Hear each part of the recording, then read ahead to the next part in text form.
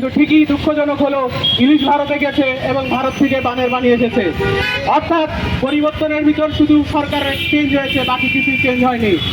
আমরা শুধুমাত্র হাসিনার পলায়নে সন্তুষ্ট নই, আমরা চাই এই গণঅভ্যুত্থানের স্পিডকে সামনে রেখে সামগ্রিক যে আমাদের সরকার ব্যবস্থা, শাসন ব্যবস্থা, তার পরিবর্তন আসবে। প্রিয় ভাইয়েরা, আমাদের লড়াই ভারতের বিরুদ্ধে নয়, ভারতের জনগণের বিরুদ্ধে নয়। ভারতের জনগণ আমাদের বন্ধু। সামগ্রিক বৈশ্বিক আগ্রাসন লড়াইয়ে ভারতের মানুষ আমরা একসাথে লড়াই করব। আমাদের এই যে প্রতিরোধের আহ্বান, সেটা ভারতের শাসক গোষ্ঠীর প্রতি, ভারতের যে আগ্রাসী, যে আধিপত্যবাদী মোদী সরকার, তার প্রতি। আমরা আন্তর্জাতিকভাবে সবাইকে আহ্বান জানাচ্ছি, এই বাংলাদেশের এত বছরের এই ফ্যাসিস্ট শাসন ব্যবস্থাকে কায়েম রাখার জন্য যারা আন্তর্জাতিকভাবে ভূমিকা রেখেছেন, তার মধ্যে অন্যতম ভারতের নরেন্দ্র মোদী সরকার। আমরা ভারতের জনগণকে উদাত্ত আহ্বান জানাই, যেভাবে আমরা 5ই আগস্ট শেখ হাসিনাকে পালিয়ে যেতে বাধ্য করেছি, আপনারাও রুখে দাঁড়ান মোদী সরকারের বিরুদ্ধে। প্রিয় ভাইরা,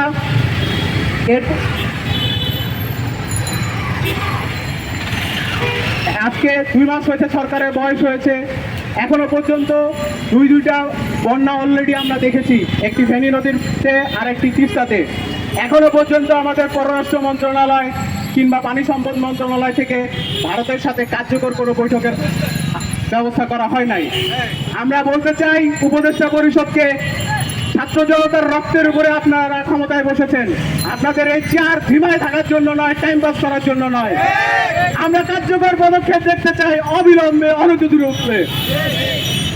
প্রিয় ভাইরা, সবশেষ আপনাদের কাছে উদাত্ত আহ্বান জানাচ্ছি, আমাদের পাশে থাকবেন।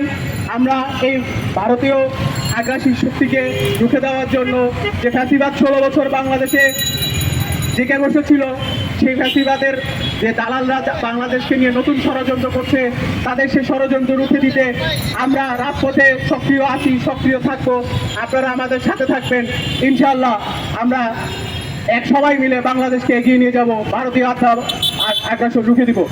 এ পর্যায়ে আপনাদের উদ্দেশ্যে আজকের প্রোগ্রামের সমাপনী বক্তব্য নিয়ে আসবেন বিপ্লবী ছাত্র পরিষদের সংগ্রামী আহ্বায়ক আব্দুল ওয়াহেদ।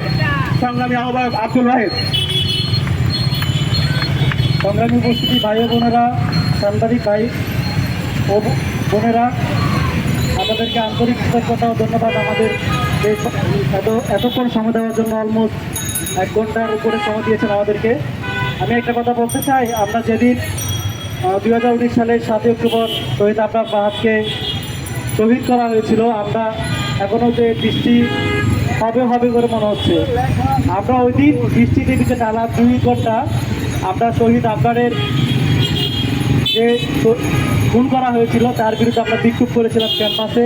আমরা বুয়েটে গিয়েছিলাম, বুয়েট থেকে টাঙ্গাপুর হয়ে শহীদ মিনার হয়ে আমরা টিএসসিতে শেষ করেছিলাম। এখন আমি আপনাদের সামনে কয়েকটা বিষয় নিয়ে কথা বলতে চাই, যা আমি লিখিত আকারে নিয়ে এসেছি। আমি আমার বক্তব্যটুকু পাঠ করছি।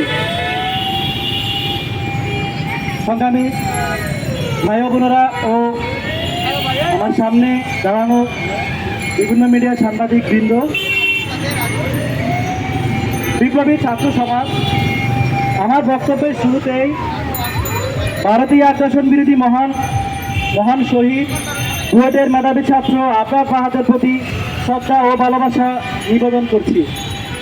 সংগ্রামী বন্ধুগণ, আপনারা জানেন শহীদ আবরার ফাহাদ ফেসবুকে ভারতীয় আগ্রাসন বিরোধী স্ট্যাটাস লিখেছিলেন। এই কারণে তথাকথিত উপরমহলের নির্দেশে ভারতের দালাল ব্রিটিশ সংগঠন ছাত্রলীগের ক্যাডাররা আবরার ফাহাদকে রাতভর নির্মমভাবে পিটিয়ে হত্যা করে। সেই ঘটনার 5 বছর পেরিয়ে গেছে। জড়িত ছাত্রলীগ ক্যাডারদের বিরুদ্ধে নিম্ন আদালতের রায় হয়েছে।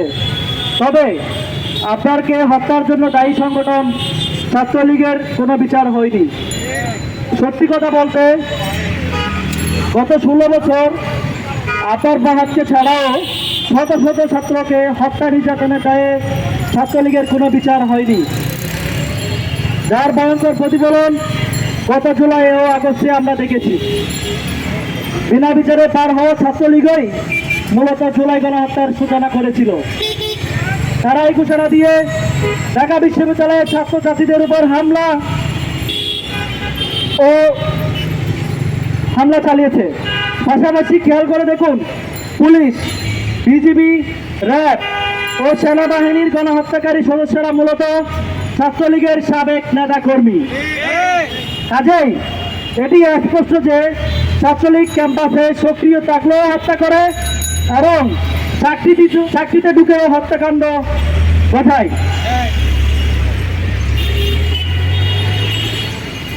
এই অবস্থায় ছাত্রলীগকে অবিলম্বে ফ্যাসিস্ট সংগঠন হিসেবে নিষিদ্ধ করতে হবে। এটি সরকারকে আইন করে ঘোষণা করে দিতে হবে। পাশাপাশি ঢাকা বিশ্ববিদ্যালয় সহ সকল শিক্ষা প্রতিষ্ঠানের কর্তৃপক্ষকে সিন্ডিকেটের মাধ্যমেও ছাত্রলীগকে নিষিদ্ধ ঘোষণা করতে হবে।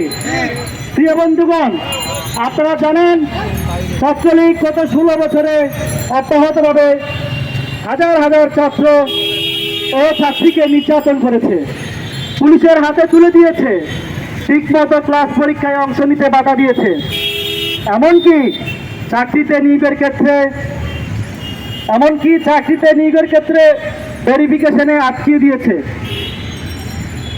বিপ্লবী ছাত্র পরিষদ ছাত্রলীগের এই জুলুমের প্রতিকার করতে সরকার ও বিশ্ববিদ্যালয় প্রশাসনের কাছে দাবি জানাই। আমরা চাই সরকার একটি বেশিরভাগ বিরোধী কমিশন গঠন করে মুসলিম শিক্ষার্থীদের শারীরিক, মানসিক, একাডেমিক ও পেশাগত ক্ষতির ন্যায্য মূল্য নির্ধারণ করে ক্ষতিপূরণ প্রদান করবে। একই সঙ্গে মুসলিমদের নিয়োগ বঞ্চনার অবসান ঘটাতে তাদেরকে ক্ষতিপূরণ সম্ভবত জ্যেষ্ঠতা সহ নিয়োগ প্রদান করবে। প্রিয় বন্ধুগণ, আমরা আবারও শহীদ আফতার ফাহাদের আত্মদানের কথা স্মরণ করছি। আফতার শহীদ হয়েছিল ভারতের আগ্রাসনের প্রতিবাদ করায়। কাজেই আফতার হত্যার ন্যায়সঙ্গত প্রতিকার করতে হলে ভারতের আগ্রাসনমূলক অন্যায্য চুক্তিগুলো বাতিল করতে হবে। এইসব চুক্তি ব্রিটিশ হাসিনা রেজিম করেছে বলে সব চুক্তি অবৈধ। আমরা সকল চুক্তিকেই অবৈধ ঘোষণা করতে চাই। অন্তর্বর্তীকালীন সরকারকে অনতিবিলম্বে এইসব অবৈধ চুক্তি বাতিলের ঘোষণা করে দিতে হবে।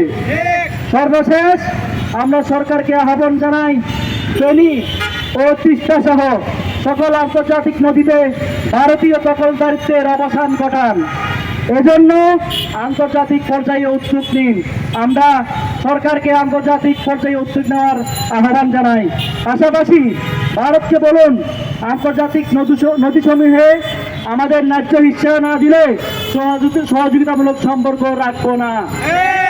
ধন্যবাদ সবাইকে। এখন আমাদের বিক্ষোভ